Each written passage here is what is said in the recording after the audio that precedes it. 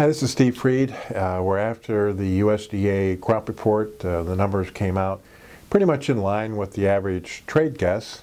Right now, beans are up about 2 to 3 cents at 9.76 on the July.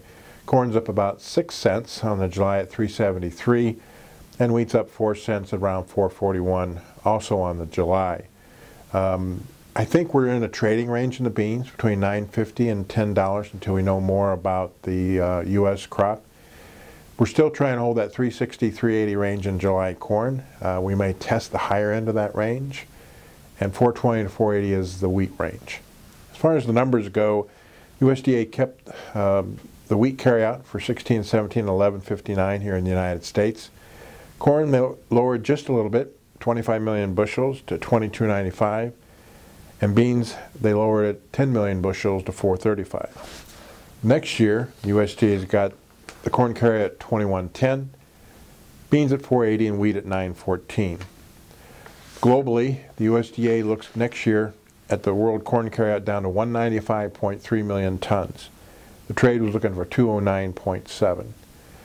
They also look for beans at 88.8. The trade was looking for 86.6. So there's a little bit of a problem there with maybe the funds might be a little bit too short corn going in with these numbers, and maybe a little bit too long beans.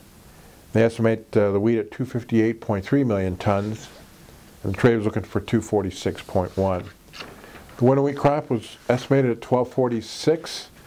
Trade was looking at 1293. The total wheat crop at 1820, and the trade was looking for 1859. And the Kansas crop was estimated at 290 million bushels. As far as South America, in Brazil, they raised the bean crop to 111.6 from 111. Corn to 96 from 93.5. In Argentina, they raised the bean crop to 57 from 56, and the corn to 40 from 38.5. And we start looking at the individual markets. For the soybeans, they estimated next year's planted acres at 89.5 and a yield of 48. So they got the crop down about 50 million bushels from this year. They raised the crush 25, and they raised exports 100 million bushels from this year. On the corn, they estimate 90 million planted acres, a 170.7 yield.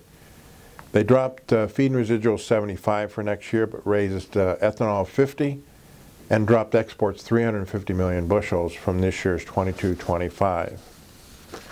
And in the wheat, they're estimating planted acres at 46.1, a yield of 47.2, and they dropped exports about 35 million bushels to get to that 914 number.